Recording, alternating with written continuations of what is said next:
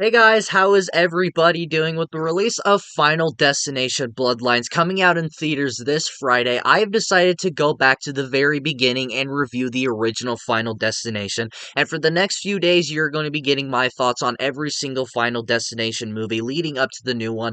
I think by looking at my schedule and my timing, it might look like that I will be late reviewing one of them. I believe it will be the fifth one. I don't know. We'll just see what time does for me, but for the next few days, you will be getting my thoughts on all the Final Destination movies leading up to the brand new one, and then at the very end, I will be giving you my own personal ranking of all six of those movies. But before we get to Bloodlines, we have to go back to the early 2000s, actually the year 2000, and talk about the original Final Destination. Starting off with my positives on Final Destination is the concept or the premise of this movie. The premise of this movie is very unique and different, and originally, supposedly, which I just found out the other day, is that the original idea for Final Destination was actually pitched for an X-Files episode, but the script was so different and unique, they decided to turn it into a feature-length film, and now we have a whole franchise based off of it. I did not know that for the longest time until like literally the other day, so I found that very interesting. But the premise of this movie is where you get this character named Alex or any other character in this series, where they have this premonition. Basically, either they're at a construction site or a plane, or they're at a movie theater. They have this premonition, and they have this like vision that they're going to die. Like in this movie, Alex has the premonition that the whole plane is going to explode, and then he wakes up from what seems to be like a short little nap or something like that, or just a premonition that he had, and he has this sense of deja vu that everything that he just witnessed did not happen just yet. But then he wakes up and he has this version of deja vu to where everything that happened in his premonition is now slowly coming to life. And if everything plays out right and if everything goes the way it did before, then that plane is going to explode to where he freaks out. He gets kicked off as a bunch of others who he ends up kind of saving their lives unintentionally, and to where after the plane takes off and everybody thinks he's crazy, the plane does end up exploding. And when you think that those characters had survived that plane explosion and somehow defeated death, is not done with them, and in a way, it's not done with the mission that it kind of went for, to kill them all. And so throughout the movie, slowly one by one, they all die in the order that they were meant to die on that plane. The premise of this movie and the concept of this movie is so good to me. It makes perfect sense to me why this ended up becoming a whole franchise, and why it ended up having so many movies, and why it became so beloved by so many people. Because that premise and that concept alone sounds really good for a horror movie, and it kind of has those like slasher vibes to it in a way.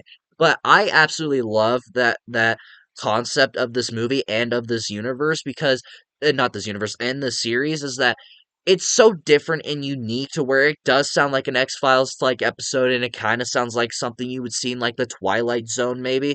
Like, just it's so different and unique to where I think because of this movie and movies like Saw or other movies that kind of came out during the early 2000s kind of helped elevate the horror genre where it is today. Because back then it was more about haunted houses and slashers and paranormal activity type things. Like, I guess that can go along with haunted houses. Like, that's what kind of horror was during like the 80s and the 90s. And then you got to early 2000s, you got movies like this and Saw, which kind of helped elevate the horror genre and kind of turned us in different directions to where we are today with certain movies. So where I think because of that concept, this movie became so popular, this series became so popular, and just kind of helped elevate the horror genre as a whole.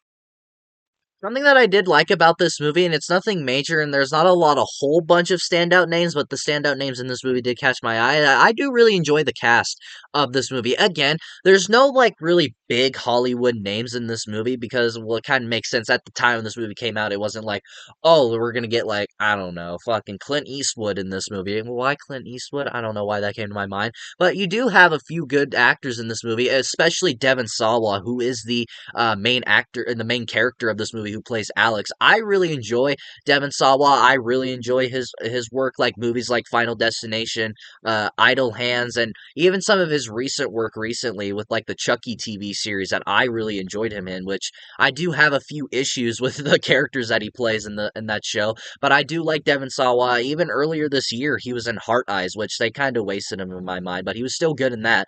But yeah, I really enjoy Devon Sawa, but I will admit his performance in this movie is a bit at some points. Like his best friend Todd dies, and they go to like the morgue, and he has like no emotion whatsoever. And even at when he dies, he shows no emotion. Like sometimes Devon Sawa's performance can be a little bit icky and a little bit if at some moments, but it's just cool to see him. And just as an actor, I really enjoy him. So it's just cool to see him. And then you got fucking Stifler in this movie, which I think it's like Sean William Scott, I believe his real name is. And you got fucking Stifler from American Pie in here who plays like this geek character, which is so weird to see him as because American Pie is my favorite comedy movie of all time. The second one is actually, and Stifler is probably my favorite comedic actor, not actor, character out there. And to see him play like this nerdy like role that gets bullied by the jock of this movie is just so weird to me. And this movie came out actually before American Pie, if I'm not mistaken, or actually American Pie came out before this. It came out a year prior, if I'm not mistaken. So to see him play the jock and kind of bully people and to go to be in the opposite role in this movie is just so funny to me because I always picture Stifler whenever I see that guy. You got fucking Steve Stifler in a Final Destination movie. You'll never see that again. And then, of course, another standout in my mind was Tony Todd. He doesn't do much in this movie, and he's not in it much, but when because he only shows up for like a second to kind of explain to the audience what is happening and what death is in this movie, basically. And I will admit that whole scene is really random to me because it's like that's just their way explaining to us what the hell is happening, which I feel there's a better way to do it, but I don't know. Like I'm not going to complain about the scene itself because it's Tony Todd and I love him. So yeah, I do think that scene is weird, but because it has Tony Todd in it, it's awesome. Again, he's not in it much, but he does kind of show up in some of these other movies, and he's in the new one, gratefully. But yeah, I love Tony Todd. Rest in peace to that man. I was absolutely heartbroken when he passed away last year, and I'm still kind of heartbroken over that. So yeah, rest in peace, Tony Todd. I'll see you soon.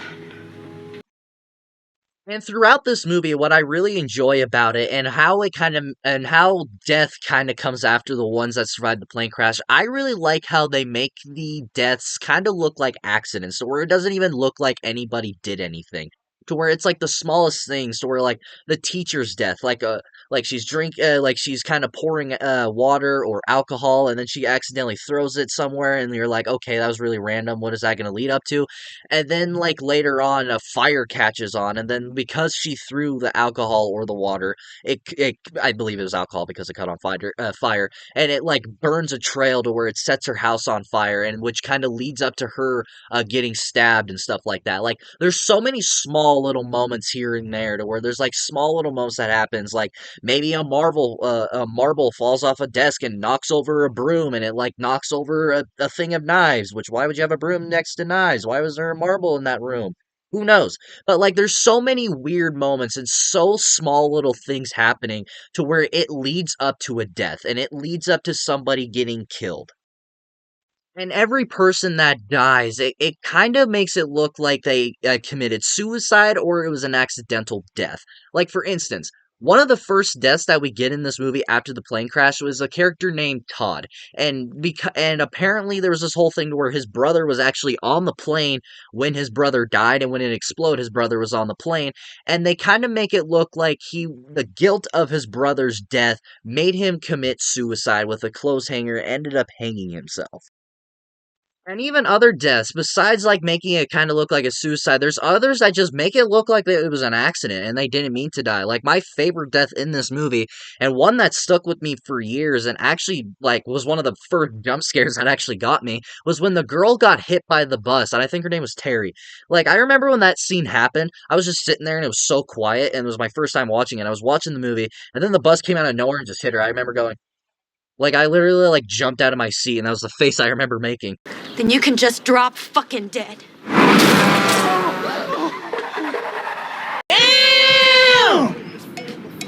Like certain moments where people are dying and some people get killed, and it's so different and unique, and it's creative. Like the way they die, it's like representing that death is after them. And the way that they just die, it never makes it look like they were murdered. It always makes it look like they either got killed in an accident or they ended up committing suicide. Like, I really love that, and that kinda goes along with the concept, I guess, with this movie, but I really enjoyed that about this movie, and it was so different and creative to where, like, you as an audience member are kinda at the edge of your seat watching this movie, like, you're just like, "Oh, you don't know how they're gonna die." You know who's gonna die, but you don't know how they're gonna die, and it leaves this suspension and this tense feeling while you're watching it, where you're just like, "How are they going to die, and what around them is going to end up killing them?" Moving on to my mixed aspects, I only have two and they're like very minor. And my first one is the characters of this movie. Now, I'm not saying like they're bad or anything. Some of them are just kind of forgettable. Like, I don't really remember any, any of them. I only remember Alex because he's the main character and he's played by Devon Sawa. And I remember Clear, which I'll talk about those two later on here in a second. But like what like those are the only two characters I remember and I could say anything about. I think his name is Billy. I only remember him because he's played by fucking Stifler. And then Carter, I know nothing about him besides he's a dick. That's all that I hear about him is Carter, you dick. Hey, Cardi, dick. That's all I can tell you about him. And some of them are cliche characters, I guess. You have Billy, who is the little nerdy like character that gets bullied by the jock, and then you got Carter, who's the jock that bullies that kid, and then you got Terry, who is the high school sweetheart of the jock, and then you got Clear, who is the keep it to yourself type person and doesn't socialize person, and Alex is a normal character, I guess. But like, there's nothing special about these characters. Like, we've seen these characters before, and it's just nothing new. Again, not that they're forgettable, or well, actually, some of them are pretty forgettable. Not that they're like bad or anything, or just not likable. It's just like they're mediocre characters, and these are characters that we've seen before.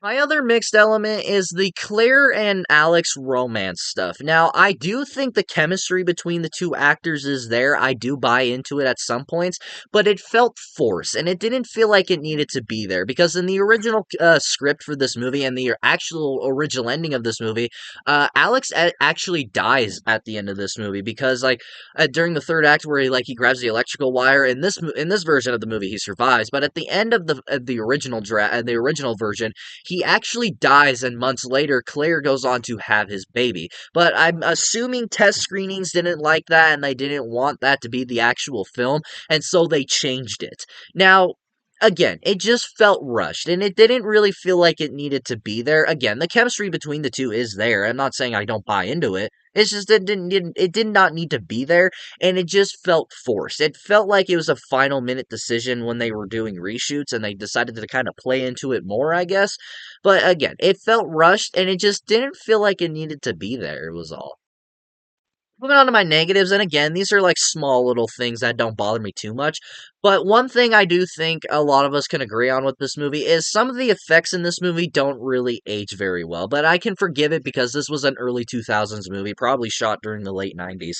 So I can't really rag on it too much because of that. But just 20 years later, the effects in this movie just don't age very well. Like, there's like moments to where they're trying to allude that death is in the room with you while you're before you get killed because like there's this weird dark shadow thing that shows up in reflections and mirrors, and like the effects on it just don't look very good. And even like when the plane explodes, like you can tell it's like green screen, and like when they get to the airport and they're looking at the plane, you could tell it's a green screen, you could tell it's VFX and stuff like that. And like when there's like a moment when Billy's head gets like gets cut in half, which is a really cool death, like the effects during that, like when his body falls over, you can see like CGI on that. But again, it's an early 2000s movie, so I can't really rag on it too much because of that. But it's just I don't know. The effects just don't age very well. It did stand out to me while I was watching it. It didn't bother me too much, but it is definitely something that I noticed while we were rewatching the movie.